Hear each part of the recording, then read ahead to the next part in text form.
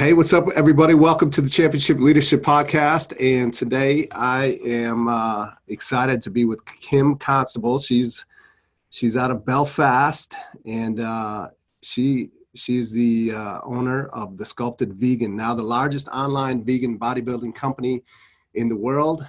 She's married to her husband, Ryan. They have 4 children, and also we don't want to forget about the Boston Terrier, right? You have to add the dog in, don't you? I love it. Yes, we have our dog.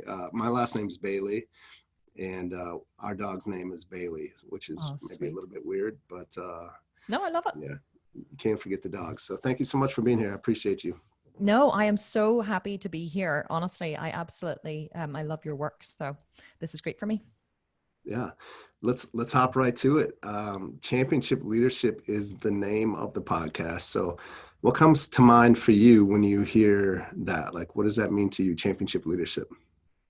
Well, for me, it's funny. Years ago, I remember a good friend of me saying, a good friend of mine saying to me that you can't chase a leader.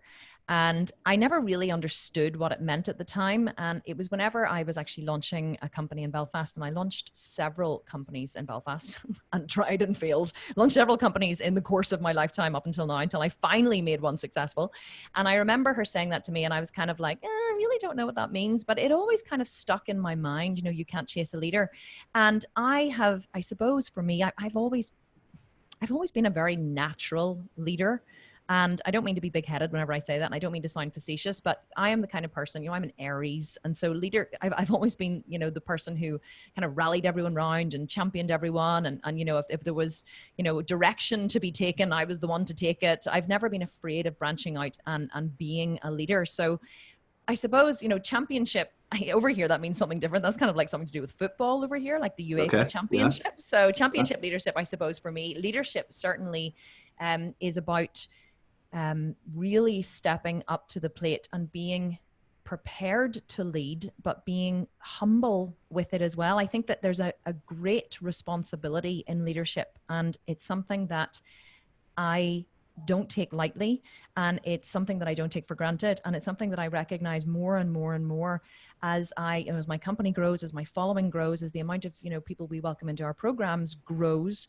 I really recognize the responsibility and what it actually means to be a leader, and how many people truly look up to you whenever you are a leader, and look up to you to kind of answer their problems and solve their problems, and you know, be that kind of shining light to lead the way for them. So certainly I have a very deep and visceral understanding of leadership with what I'm doing in the world now that I never had before. It was always kind of more of a concept.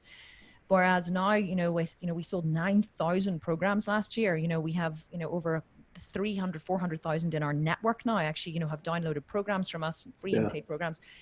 It's a massive responsibility. So leadership for me really is about responsibility, I suppose, more than anything. And it's definitely not something I take lightly.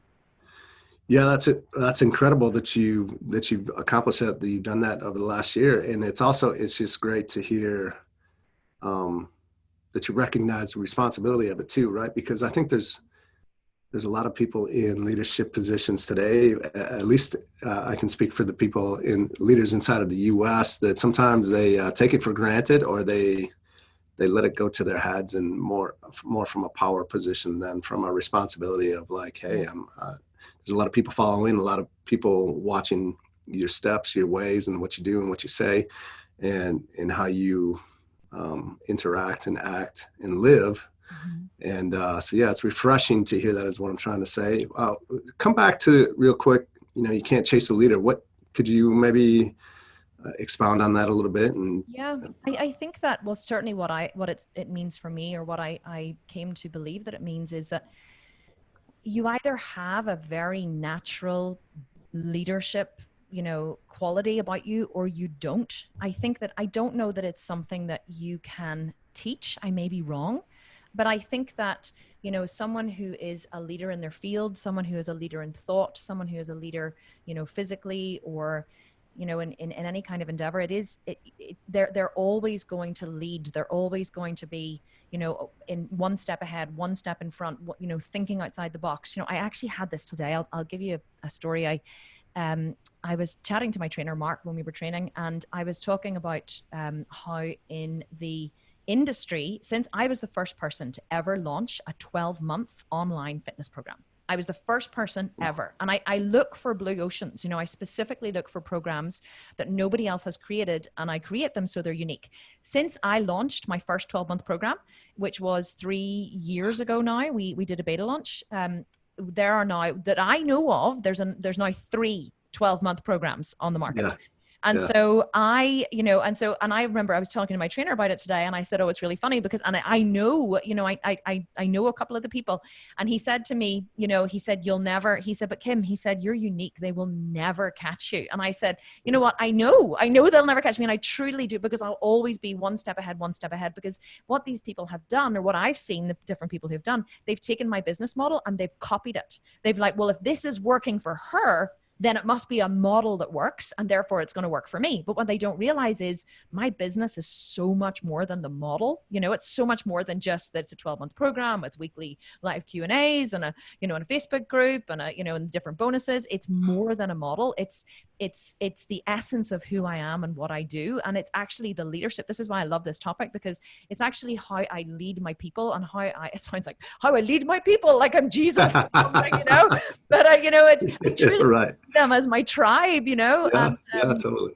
it's you know, and it is how you lead. It's how you take care of your coaches. It's how you take care of your organization. And then it's how they take care of your people. That's truly what makes the difference in what we do. You know, there are hundreds of fitness programs, millions. It's $1 billion industry. I am not teaching anything that hasn't been taught before. But what I'm doing is I invest everything I make back into coaching programs for my coaches, into ways that I can support and help and you know, provide community for our members. So I reinvest. And that's the difference. And that's the leadership quality that I recognize, that the people are the most important thing. Without the people, without the customers, without nurturing and taking care of them, you don't have a business. So it doesn't matter what business model you have. It doesn't matter how good you are at sales or marketing or copywriting.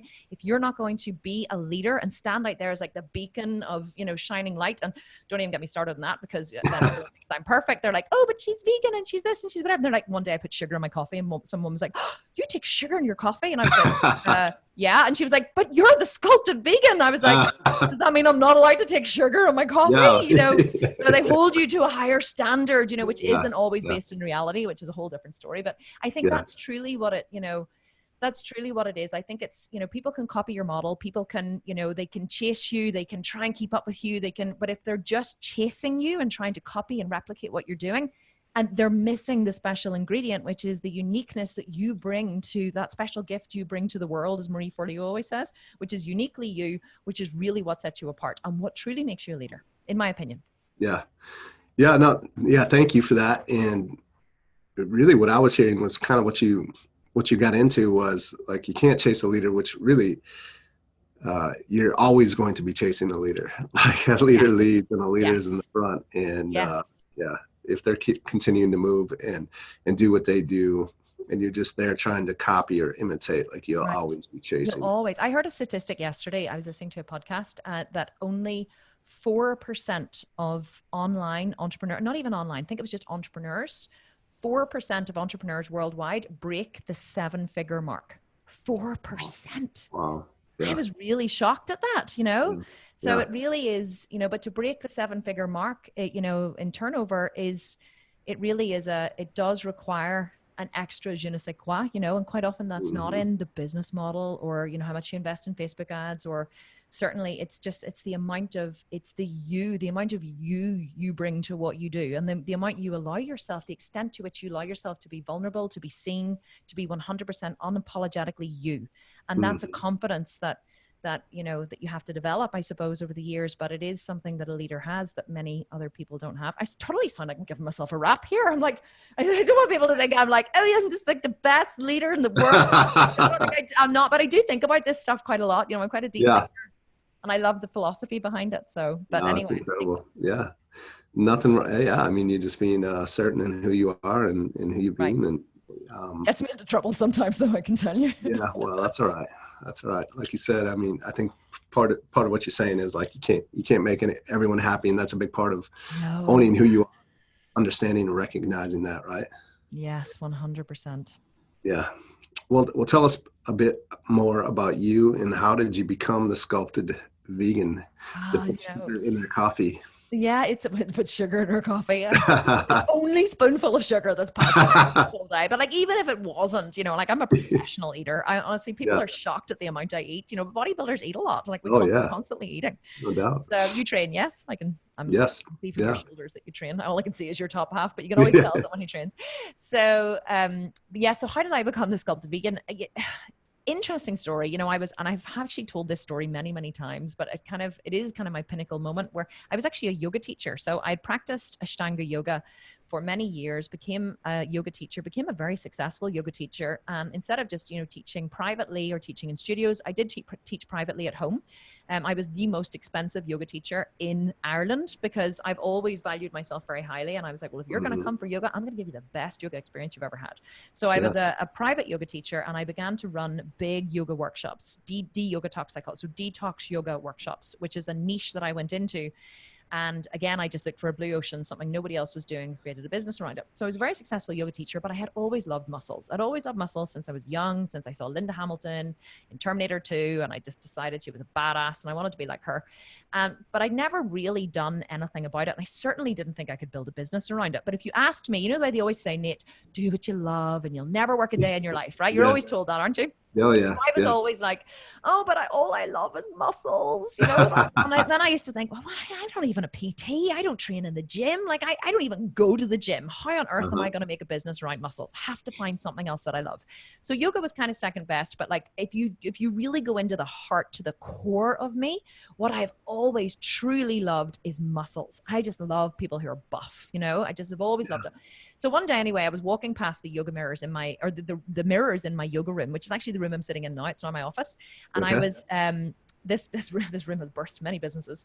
So I was sitting I walked past the mirrors here wearing only like a thong and a bra top. And I was getting something out of the drawers in the room and I caught sight of my butt in the mirror. Okay.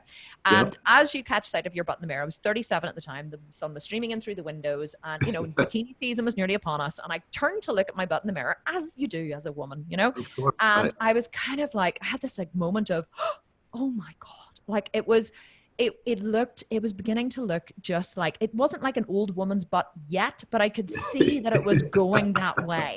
It was like, it was small because it was toned from loads of yoga. And I'm sorry to talk about my butt, but this is actually the story. And, I'd always had a thing about it as well. I'd never actually liked it.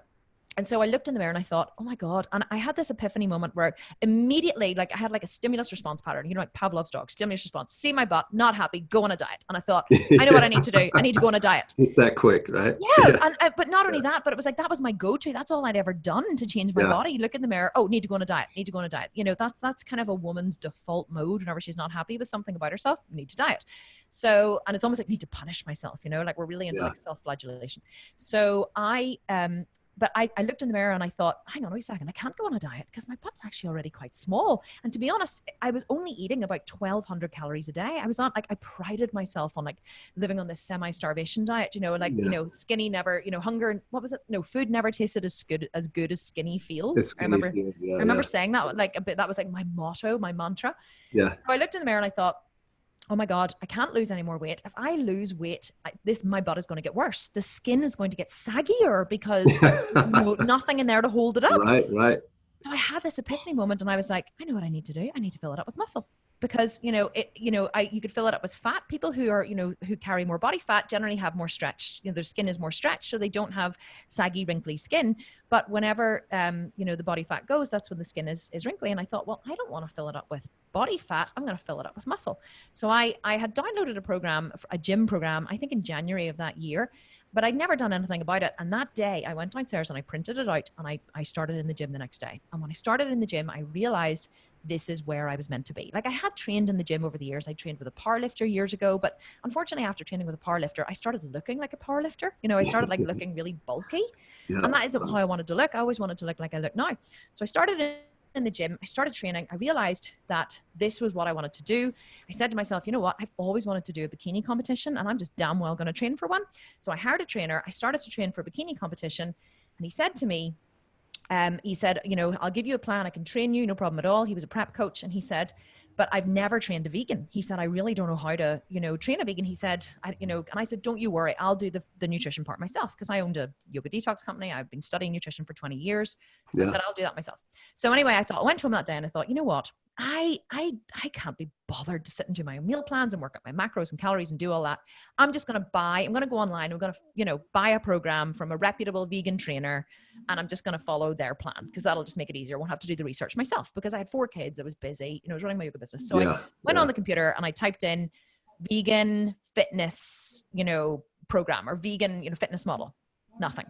And I was like, vegan physique athlete plan. Nothing. And I kept doing these searches, and I would come up with, there were a couple of different searches come up, and a couple of different people who had like a gold, silver and bronze package and this kind of stuff, but it was private coaching, and it was only for like 8 weeks and things. I was like, no, I don't want any private coaching. I just want the plan. I'm a good soldier. You give me a plan, I'm going to follow it. Yeah. And nothing existed. And I was like, haha, kerching. Like I was like, scalable business model, opportunity for an online scalable business model. And so I thought, I'm going to document everything I do, and I'm going to make it into a plan, because if I'm searching this information, I'm sure there's millions of women all over the world searching for this information. So that's how the whole thing started. I actually documented, I literally turned up at training the next day with my notebook. I was like, I'm just going to record everything we do. Is that okay? He was like, okay. So that's what I did. And I created it into a 12-month fitness program. The reason why, Nate, I created a 12-month program was because the program that I did to grow my butt, the first one, was only 4 weeks long. And I believed that after 4 weeks, my butt was going to look like the fitness model who sold the program. I really did. And Are you saying it didn't? I was like, why would she sell a 4-week program if, why would she not at least say you need to do this program over and over and over and over again? So I was disheartened with my results. And I thought, okay, well, if I'm feeling this way, women all over the world are going to feel this way. So I don't want to sell them like a 12-week program. Would it have been easier to do a 12-week or a whatever program? Yes. A 12-month program is a mammoth amount of work. But I was like, you know what? I'm good for it. I'm a hard worker. I'm going to really put in the hard yard. I'm going to do this. And it took me a full year to develop the program and bring it to market.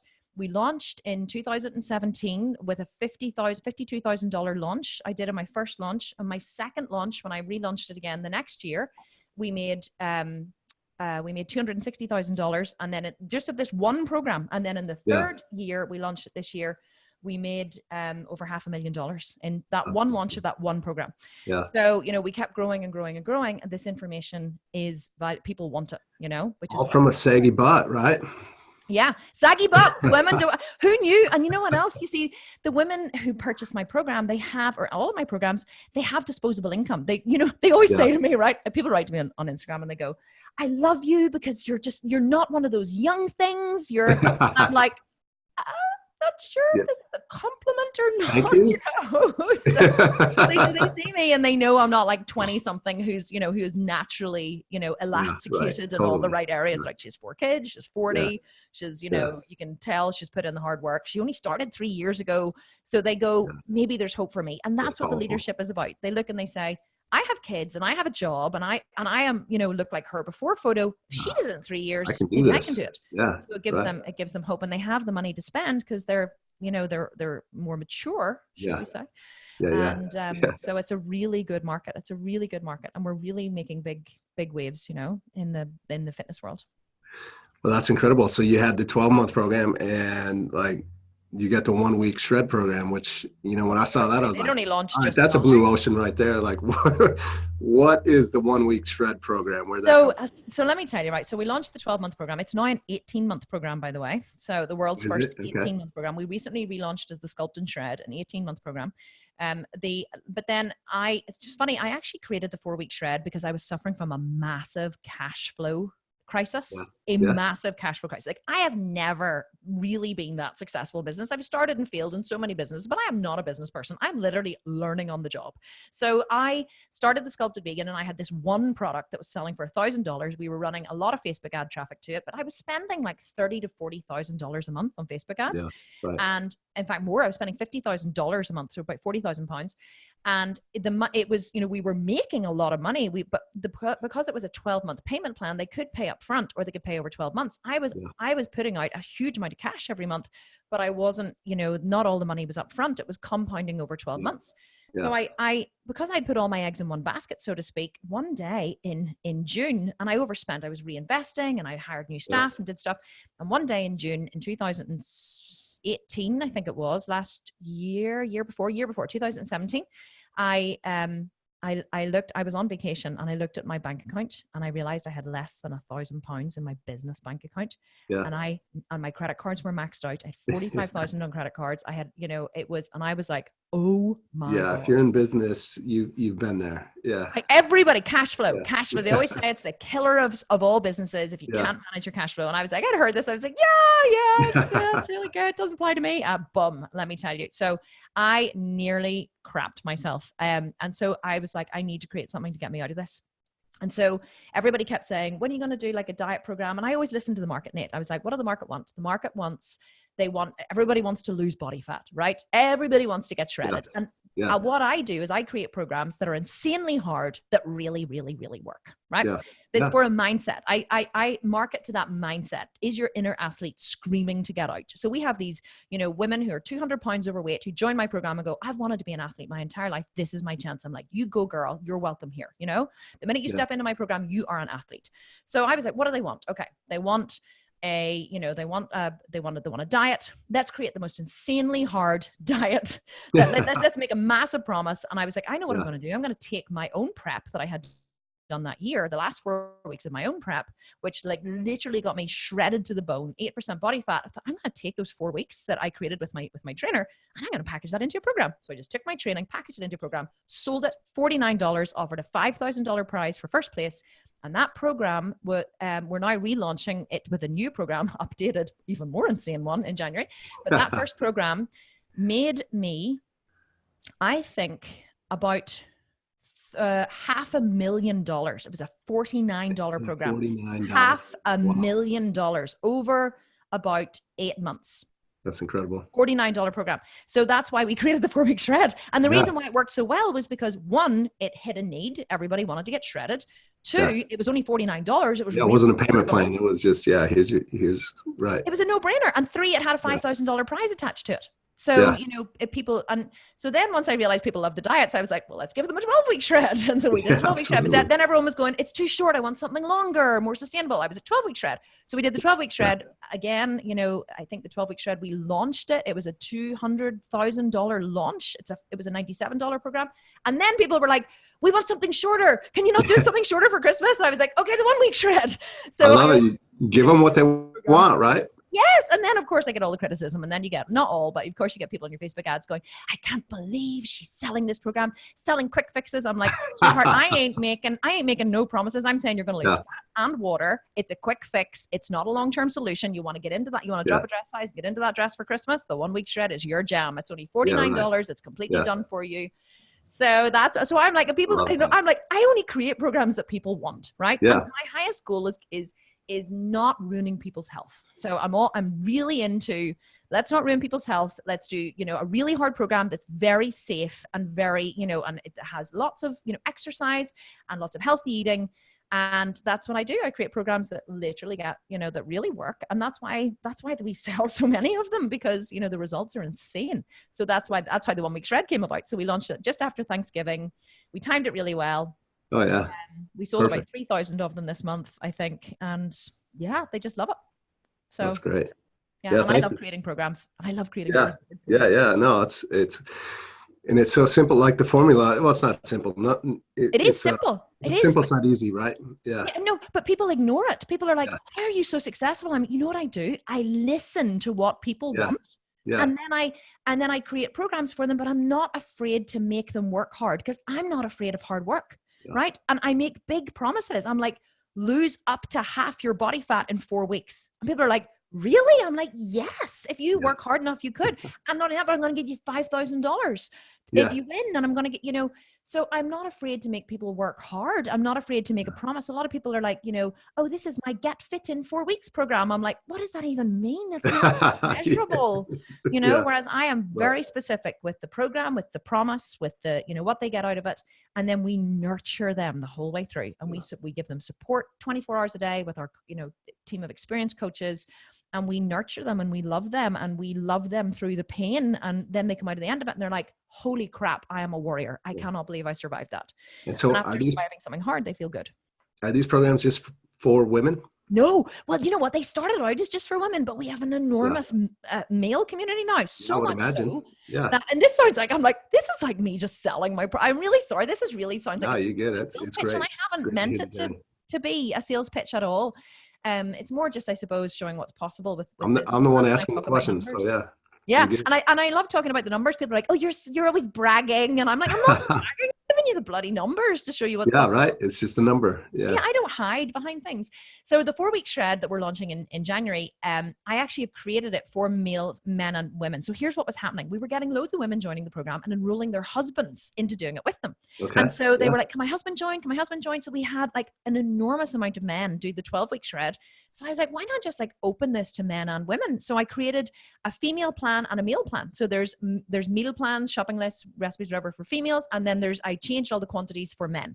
So we've actually welcomed men into it, and 2 men made it into the final of the last competition that we did. So it's still an 80-20 split. That's it was awesome. 80% female, 20% male. But yes, we have a lot of men in the program now as well. Cool.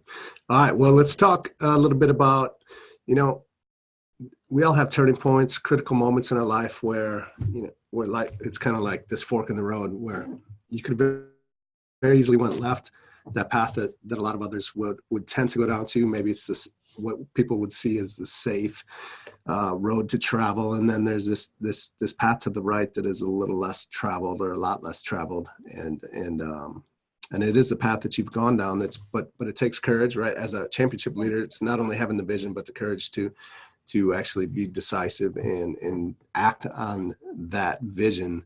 What is a moment for you where you could have very easily went a different direction and been in a completely different place in your life? I think there's a lot to learn from those. We all have those moments or turning points or sticking points or whatever you want to call it in your life. Mm-hmm. Do you know, it's funny. We haven't prepared these questions obviously for the podcast, but I'm like, oh my God, now I have to think of a moment. I'm having like a mini meltdown. No, an internal mini meltdown. No, I'm teasing. But let me tell you something about me. I have always taken the path less traveled. I have never. Yeah, I can tell. Yeah, I always have. Like, we homeschool our 4 kids. We don't just homeschool them, we radically unschool them. Our kids have no formal curriculum. They have, they're all self-taught readers, writers, they have their own bank accounts. My 9-year-old has a bank account with a credit card attached to it. People are like, awesome. What? And like, I trust my children with money. Like they earn a lot of money, and we teach them about money. So we teach them life lessons. So we've always, we didn't send them down to school. We didn't vaccinate our kids. We didn't, I'm like, okay, if everyone else is doing it, well, I'm just going to make sure I research it first, because I'm not a follow the crowd person. Yeah. I am very much into, like, let me look at what actually is the best option here.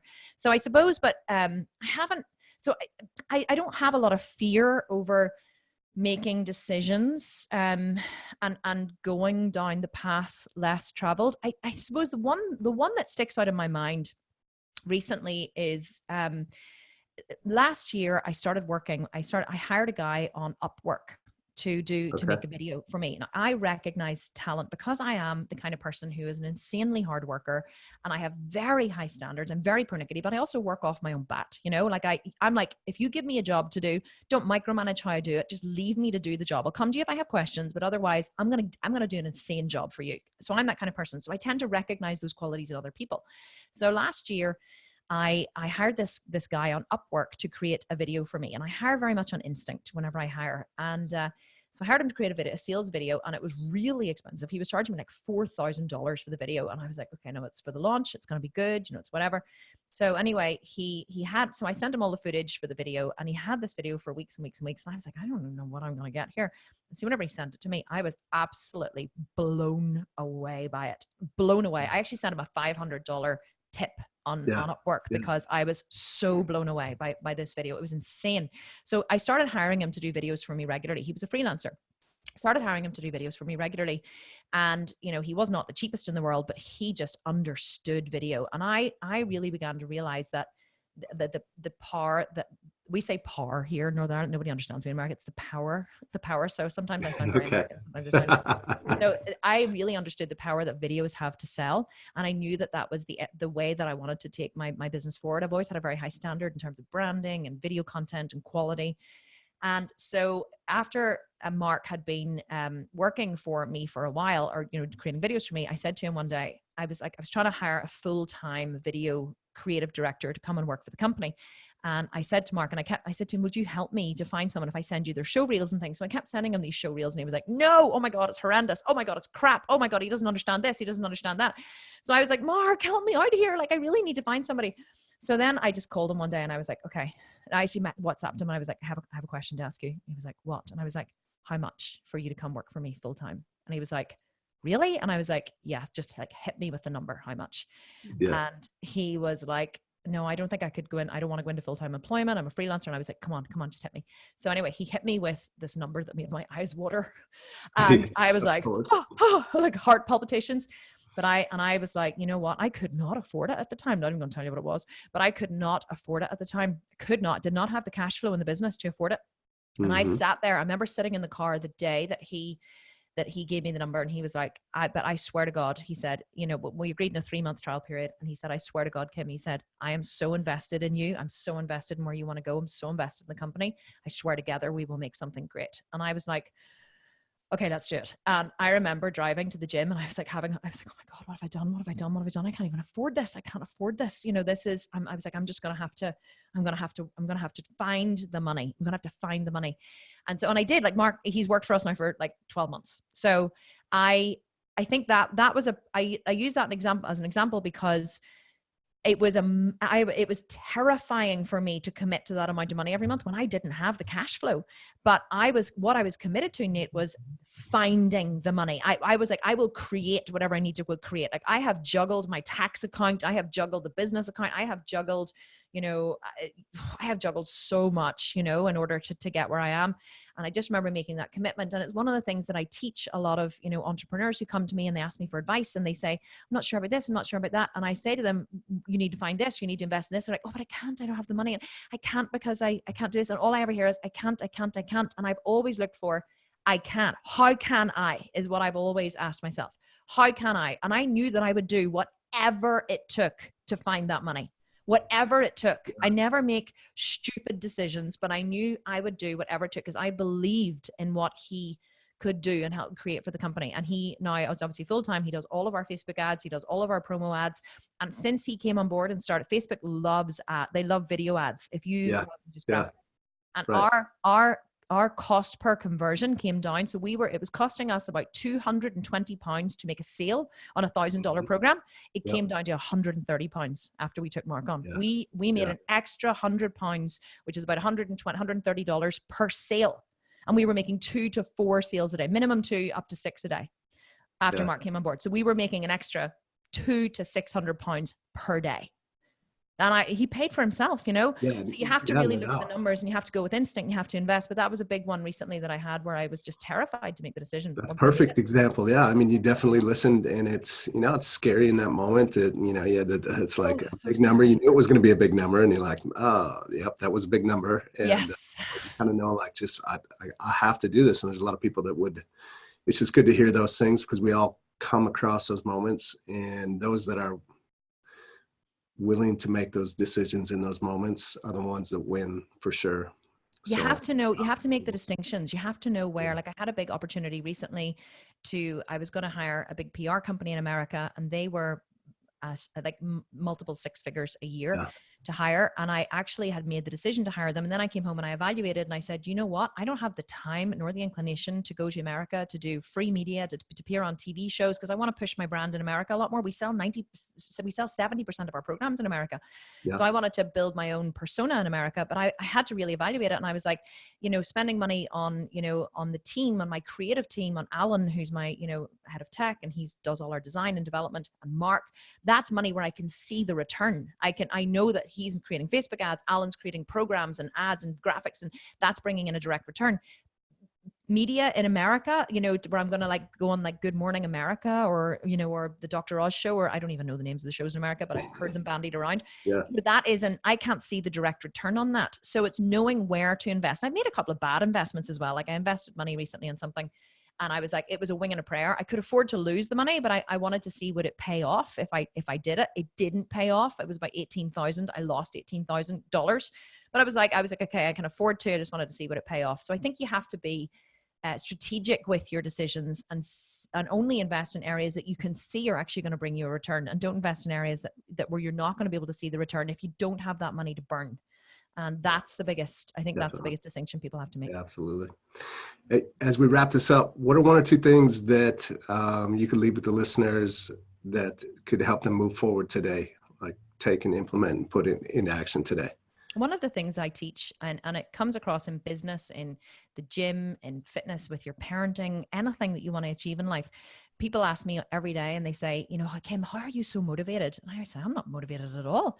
They're like, really? I'm like, no. Motivation gets you going. Discipline keeps you going. Like, it's the cliche, but it's so true. I do not want to get up in the morning and go to the gym. Like, I had leg day with my trainer today. I actually literally have, I'm not joking, TMI. I have a dose of the runs every morning, like 3 or 4 times before I get to the gym on a Tuesday, because that leg day is so soul crushingly bad.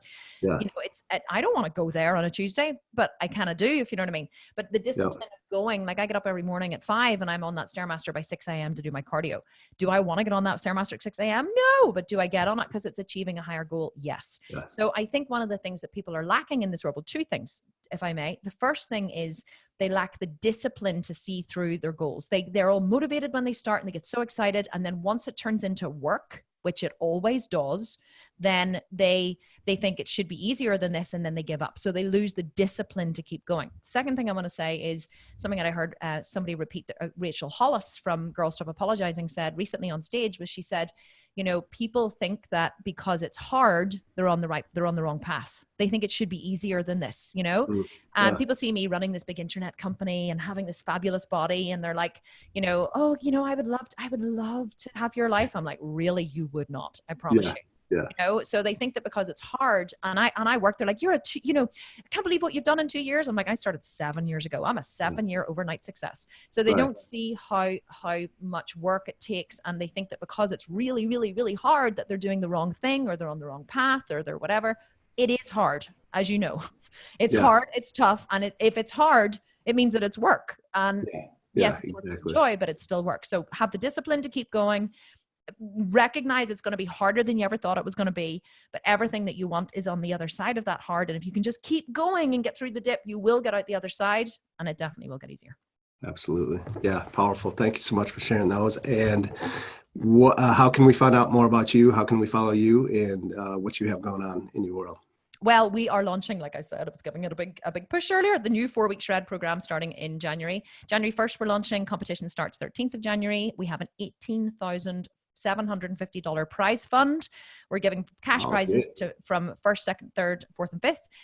So it's launching on the 1st of January. But, you know, I'm on Instagram. The Sculpted Vegan is my website, and The Sculpted Vegan is me on Instagram. Instagram is where I'm at all day. You can send me a DM. I will always respond. I respond to every single DM that I get, and I get hundreds and hundreds and hundreds every day.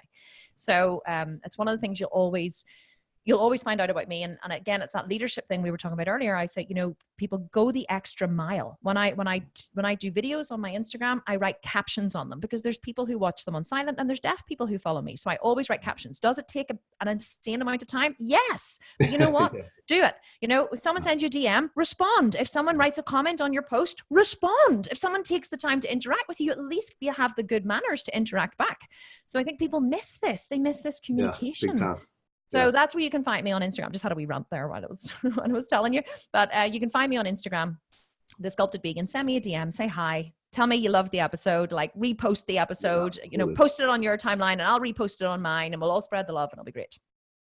I love it. Thank you so much, Kim, for taking time. Thank you so much for having me. This was so much fun. Yeah, absolutely. It's been a blast. It has. So thank you so much. Appreciate it.